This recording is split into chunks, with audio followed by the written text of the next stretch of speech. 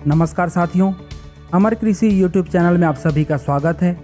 इस वीडियो में हम भिंडी में तना एवं फल छेदक के बारे में बात करेंगे।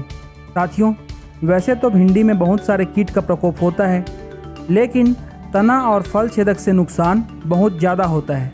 इस कीट से नुकसान हर साल 60 से 100% तक होता है।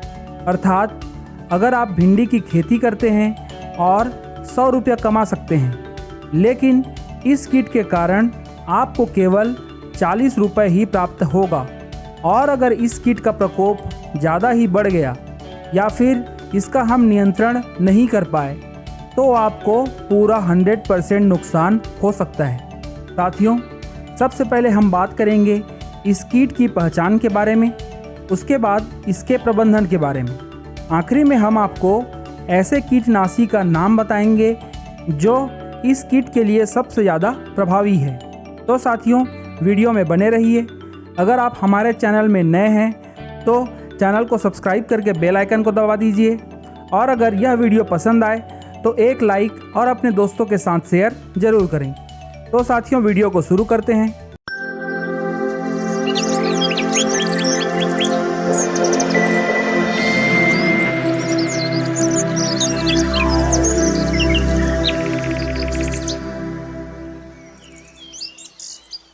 साथियों, सबसे पहले हम बात करेंगे इस कीट की पहचान के बारे में।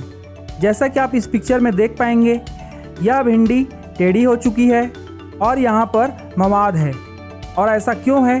क्योंकि यहाँ से यह कीट अंदर गया है और फल को यह अंदर से खा रहा है।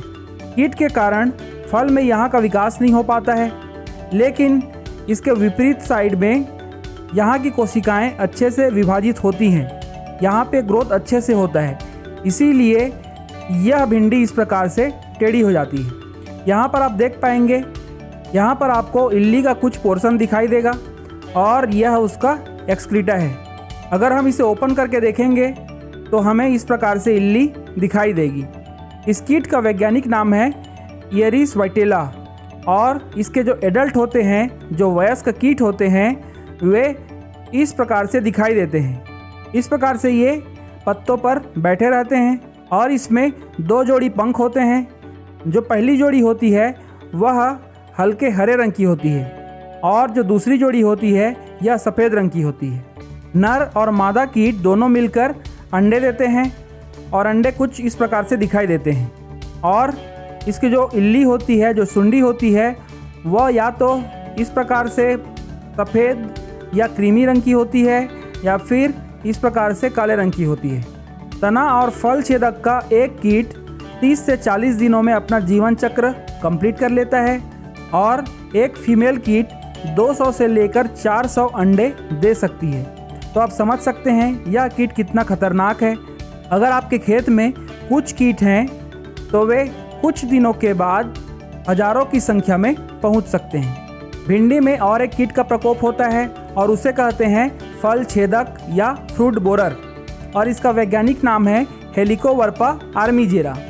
इसकी जो इल्ली होती है वह इस प्रकार से भूरे रंग की दिखाई देती है या फिर इस प्रकार से हरे रंग की रहती है, और इसका वयस्क कीट कुछ इस तरह से दिखाई देता है। यह भी 30 से 40 दिनों में अपना जीवन चक्र पूरा कर लेता है और यह केवल फलों में ही अटैक करता है। लेकिन जो तना एवं फल छेदक की इल्ली रहती है वह तने में और फलों में दोनों में ही फीडिंग करता है, और उसके एडल्ट या वयस्क कीट कुछ इस तरह से दिखाई देते हैं। तो इन दोनों कीट को आपको कंट्रोल करना है। साथियों, अब हम बात करते हैं इंटीग्रेटेड पेस्ट मैनेजमेंट या समन्वित प्रबंधन के बारे में। सबसे पहले तो हमें खेत की साफ़ सफाई रखनी है। किसी भी प्रकार के पुराने फसल के अवशेष या फिर घास जैसे कि जंगली भिंडी, इन सब को खेत से दूर कर देना है। गर्मी के दिनों में खेत की गहरी जुताई करनी है। उसके बाद जितने भी फसल के अवशेष हैं, घास फूस हैं, उन सब को हटा देना है। उसके बाद ही हमें भिंडी की बुआई करनी है। हमें फसल चक्रण अपनाना है। फसल चक्रण अर्थात एक ही खेत में जब हम अलग अलग सीज़न में फसलों को लेते हैं तो इसी को फसल चक्र कहते हैं। तो हमें भिंडी के बाद भिंडी नहीं लेना है और हमें भिंडी के बाद कपास, टमाटर, बैगन, आलू, चना, अरहर नहीं लेना है, क्योंकि जो फल छेदक है हेलिकोवर्पा वह इन सभी पौधों में अटैक करता है और यहाँ पर जीवित रहता है। इसीलिए हमें ये सभी फसल भिंडी के बाद नहीं लेना है और इन सभी फसलों के बाद हमें भिंडी उस खेत में नहीं लेना है। हमें कम मात्रा में नाइट्रोजन उर्वरक का उपयोग करना है, क्योंकि नाइट्रोजन से पौधे का ग्रोथ तो अच्छा होता है, लेकिन बीमारी या कीट से लड़ने की जो क्षमता होती है वह कम हो जाती है। इसीलिए हमें ज़्यादा मात्रा में नाइट्रोजन उर्वरक का उपयोग नहीं करना है और हो सके तो नाइट्रोजन को 2 से 3 बार में हमें प्रदान करना चाहिए। हमें 3 से 4 लाइन भिंडी के बाद 3 से 4 लाइन मक्के का लेना चाहिए। ऐसा करने से इन कीट का मूवमेंट, मतलब कि एक जगह से दूसरे जगह जाने की जो प्रवृत्ति होती है वह थोड़ी कम हो जाती है, जिसके कारण से इस कीट का प्रकोप कम होता है। हमें प्रभावित पौधों को या फिर प्रभावित फलों को या तनों को खेत से बाहर ले जाकर ज़मीन में दबा देना चाहिए या फिर जला देना चाहिए, और इस क्रिया को कहते हैं रोगिंग, और यह हमें हर 7 से 10 दिन के अंतराल में करना चाहिए। ऐसा करने से इस कीट का पॉपुलेशन कम होता है, नुकसान कम होता है। हमें अफ्रीकन गेंदे को बीच बीच में खेत में लगाना चाहिए। हमें 1 हेक्टेयर में कम से कम 12 फेरोमोन ट्रैप को लगाना चाहिए। जो फेरोमोन होते हैं वे मार्केट में अवेलेबल हैं और ये बहुत ही सस्ते होते हैं, और इसे इस प्रकार के जाल में हम लगा सकते हैं। जैसे कि यहाँ पर हम फेरोमोन डाल देंगे, जिससे यह फेरोमोन चारों तरफ फैल जाएगा और इसे सूंघकर जो मेल कीट होते हैं वे आकर्षित होते हैं और यहाँ पर आकर फंस जाते हैं, जिससे खेत में मेल कीट की संख्या कम हो जाती है और फिर मेटिंग नहीं हो पाता है मेल और फीमेल के बीच में, जिससे अंडे नहीं बनते, और इस प्रकार से फेरोमोन काम करता है। हमें अपने खेत में प्रकाश जाल को लगाना चाहिए। 1 हेक्टेयर में कम से कम 2 सोलर से चलने वाले प्रकाश जाल मार्केट में आपको मिल जाएंगे। आप इस प्रकार से इसको लगा सकते हैं। इसमें प्रकाश से फ्रूट बोरर के जो कीट होते हैं वे आकर्षित होते हैं और फिर यहाँ पर आकर वे मरते हैं, क्योंकि यहाँ पर पानी होता है और इसमें इंसेक्टिसाइड भी हम डाल सकते हैं। तो पानी में या फिर इंसेक्टिसाइड में वे आकर फंस जाते हैं और मर जाते हैं। हमें नीम तेल और नीम खली का उपयोग करना चाहिए। नीम तेल का उपयोग कैसे करते हैं इसका एक वीडियो अलग से बना हुआ है, मैं उसका लिंक वीडियो के डिस्क्रिप्शन में डाल दूंगा, आप वहां पर जाकर देख सकते हैं। और नीम खली को 250 किलो प्रति हेक्टेयर की दर से डालना है। और कब डालना है? बुआई के 30 दिन के बाद, क्योंकि नीम में एक केमिकल होता है एजेडिरेक्टिन, जो कीट के विकास को कम कर देता है। हमें ट्राइकोग्रामा के अंडों को अपने खेत में छोड़ना चाहिए। जो ट्राइकोग्रामा होता है वो कुछ इस तरह से दिखाई देता है और यह कीट के अंडों में अपना अंडा देता है, मतलब कि यह एक हाइपर पैरासाइट होता है, जिससे कीट के अंडे से इल्ली बाहर नहीं निकल पाती है और इस प्रकार से यह ट्राइकोग्रामा काम करता है। हमें ट्राइकोग्रामा का 1 लाख अंडा प्रति हेक्टेयर डालना चाहिए। तो साथियों, अब हम बात करते हैं केमिकल इंसेक्टिसाइड के बारे में, ऐसे कीटनाशी जो कि प्रभावी हैं।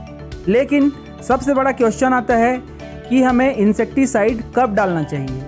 इसके लिए हमें अपने खेत का सर्वे करते रहना है और कभी भी एडल्ट कीट या वयस्क कीट हमें अपने खेत में दिखाई देंगे तब इंसेक्टिसाइड का स्प्रे करना चाहिए।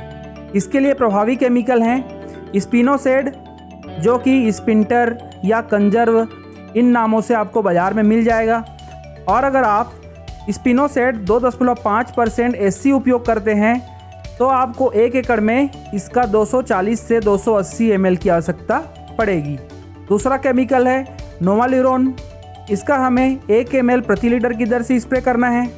यह भी बाज़ार में अलग अलग नाम से उपलब्ध है, जैसे कि रेमोस्टार, नोवामैक्स, पेडेस्टल।